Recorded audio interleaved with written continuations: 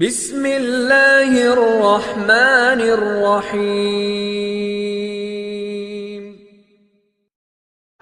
جی ہاں، تو ہم تو اس کام کی وجہ سے ہیں، ورنہ ہم کون ہیں؟ کچھ بھی نہیں، کچھ بھی نہیں۔ جی ہاں، کہ ایک قطرہ سمندر سے باہر نکلے تو کچھ نہیں، کیچڑ، اور جب سمندر میں ہے تو سمندر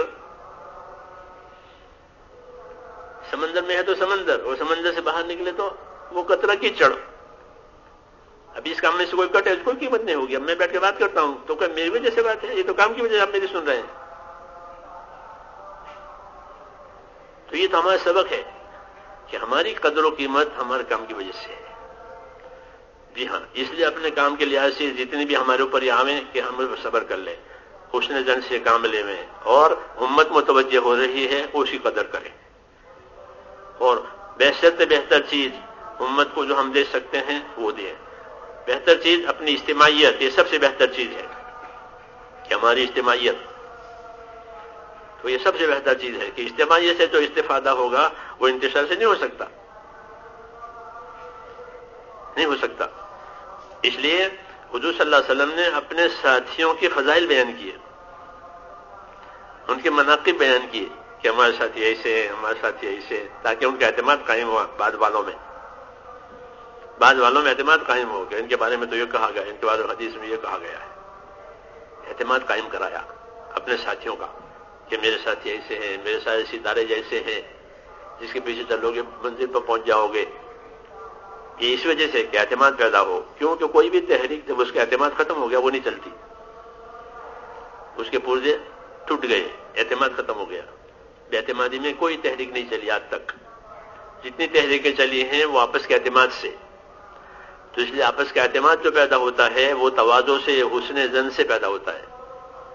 میں نے کہا تھا کہ مولانا الیاس صاحب فرماتے تھے کہ یہ تو ہماری تحریک تو خوبیوں کا لین دین ہے، یہ خوبیاں دیکھو تو اعتماد پیدا ہوگا۔ ہر آدمی میں کوئی نہ کوئی خوبی ہوتی ہے۔ ایک بزرگ فرماتے ہیں میں نے ہر چیز میں خوبی دیکھی، تو کسی نے سوال کر دیا کہ خنزیر میں کیا خوبی ہے؟ لکھا ہے تو حیوان میں لکھا ہے کہ خنزیر میں کیا خوبی دیکھی، کہ خنزیر میں خوبی ہے کہ کیا کہ یہ صبح جلدی اٹھتا ہے، بکورہ لغذائه، کہ یہ اپنی خوراک کے لیے صبح جلدی اٹھ جاتا ہے۔ دوسرے کتے پڑے رہتے ہیں، کتے کو دیکھو ساجات بھونکتے ہیں، صبح پڑے ہوں گے سڑک پر، ساری رات بھونکیں گے۔ یہ ایسا نہیں ہے کہ یہ صبح جلدی اٹھ جاتا ہے، یہ اس کی خوبی ہے۔ تو خوبی دیکھنے والے کو خوبی ملتی ہے، خرابی دیکھنے والے کو خرابی ملتی ہے۔ دین کے کام میں یہ ہے کہ خوبیاں دیکھو، یہ سنت ہے کہ حضور صلی اللہ علیہ وسلم ساتھیوں کی خوبی بتاتے، اس میں یہ خوبی ہے، اس میں یہ خوبی ہے، یہ بھی خوبی ہے۔ تو کیا ہوگا کہ تواضع پیدا ہوگی، استفادہ کی راہیں کھولے گی، اور عیبوں پر پردہ پڑے گا، عیبوں پر پردہ ہوگا، کمزوریوں پر پردہ پڑے گا، اور انتشار ہوگا تو کمزوریاں سب سے پہلے بڑوں کی کھلتی ہے۔ انتشار کے زمانے میں ذمہ داروں کی کمزوریاں کھلتی ہے، اس لیے ان کا اعتماد ختم ہو جاتا ہے، آپس کا بھی اور امت کا بھی۔ امت میں بھی اعتماد ختم، ان کے آپس میں بھی ختم، یہ وہ اس وجہ سے۔ اس لیے حضور صلی اللہ علیہ وسلم نے اپنے آدمیوں کی خوبیاں بیان کی کہ کوئی ان کا اعتماد ختم نہ کرے، یہ میرے صحابہ ہیں، ہاں ان کا خلوص ایسا ہے، ان کا ایسا ہے، تاکہ بعد والی امت ان سے مستفید ہو، ہاں کٹے نہیں یہ۔ تو یہ ہمارا طریقہ ہے مولانا الیاس صاحب کا کہ بھئی اپنی خوبیاں دیکھو، اور کوئی عیب نظر آوے تو پردہ ڈالو، پردہ ڈالو۔ جو مسلمان بھائی کے عیب پر پردہ ڈالے گا اللہ اس کے عیب پر پردہ ڈالے گا۔ ایک آدمی اپنی لونڈی کو لے کر کے جا رہا ہے، کہاں جا رہا ہے؟ کہ حاکم کے پاس، کہ کیوں؟ کہ اس نے ایسا کیا ہے لہذا اس کو اس کی سزا دلوانی ہے، اس سے ایسا کام ہوا ہے۔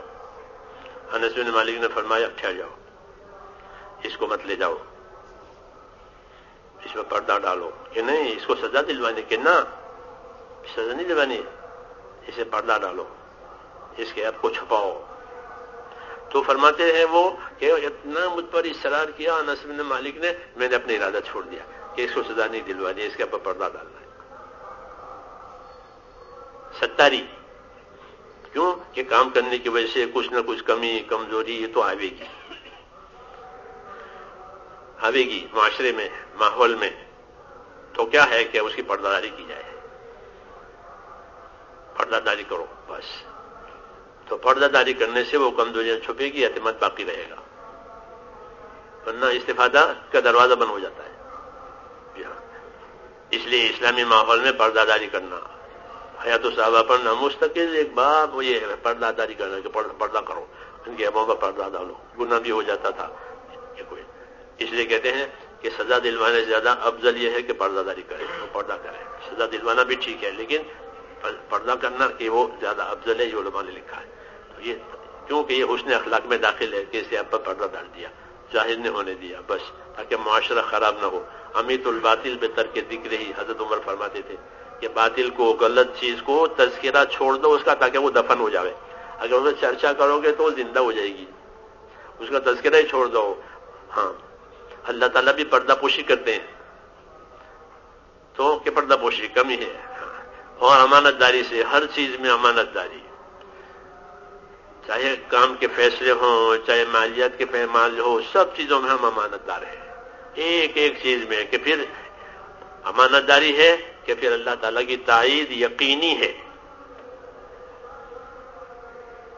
مولانا ابراہیم صاحب فرماتے تھے مدرسے کے بارے میں کہ مدرسے میں یہ کام امانت داری سے کرو، حساب امانت داری سے کرو، پھر تمہیں چندہ مانگنے کی ضرورت نہیں، اللہ تعالیٰ خود مال بھیجے گا.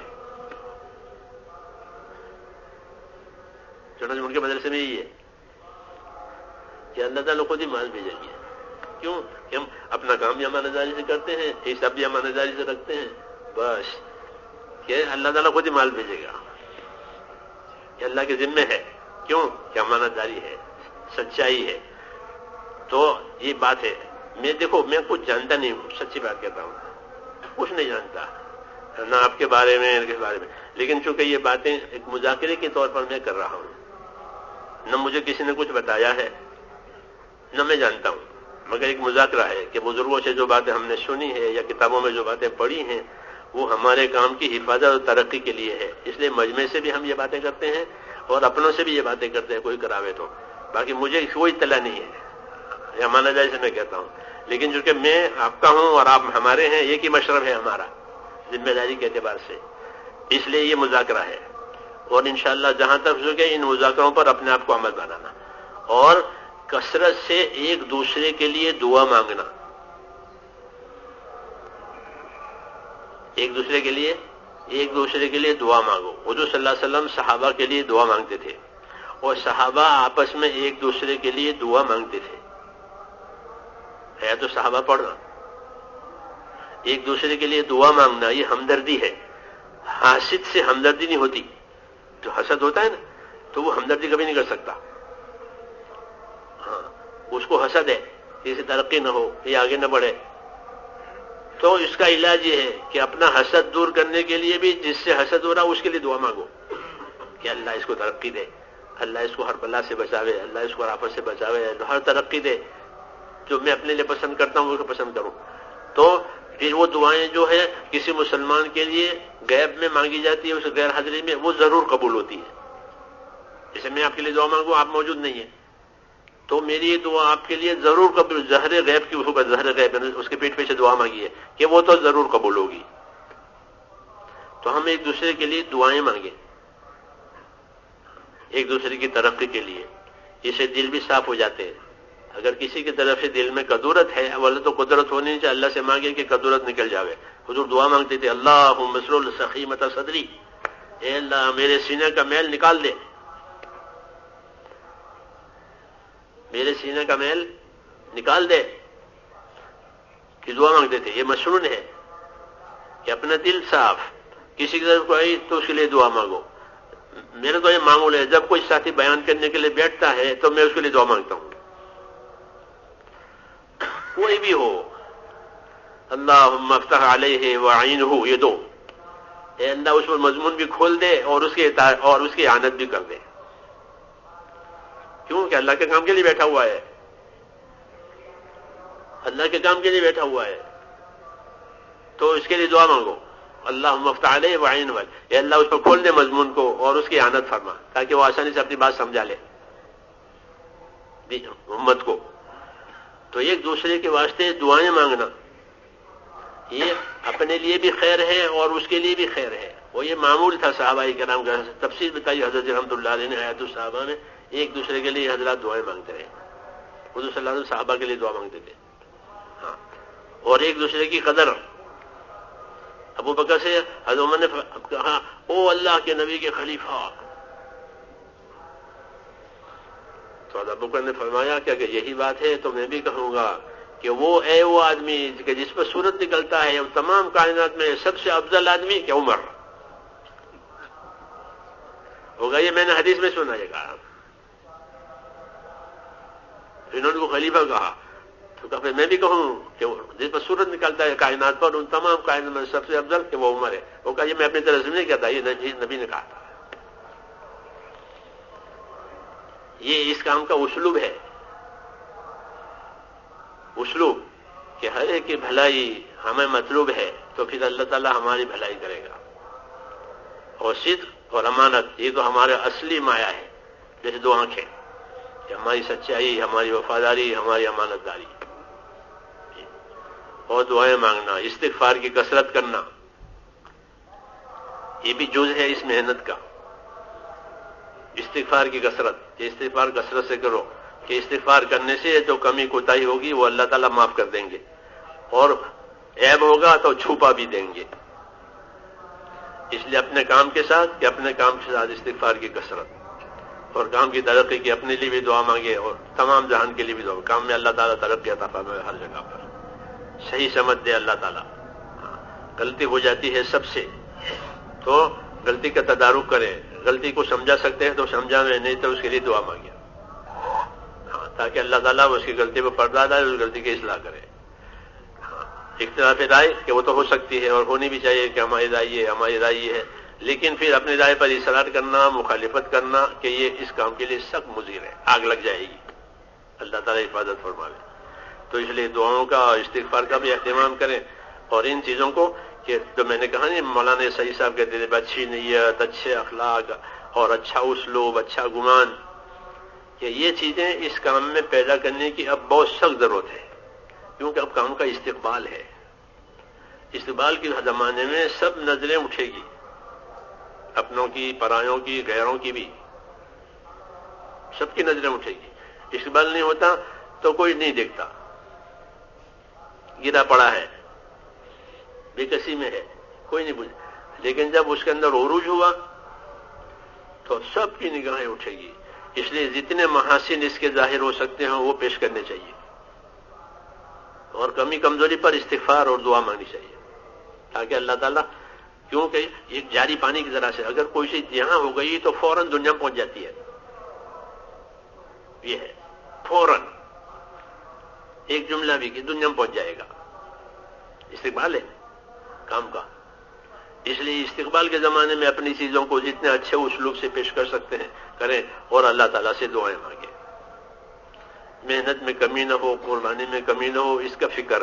اور اس کے لیے ہمارے پاس ترغیب ہے اور کچھ نہیں ہے کہ ہم ترغیب دیں گے اپنوں کو بھی, سب کو, کہ ترغیب ہی ہمارا اسلوب ہی ترغیب کا ہے.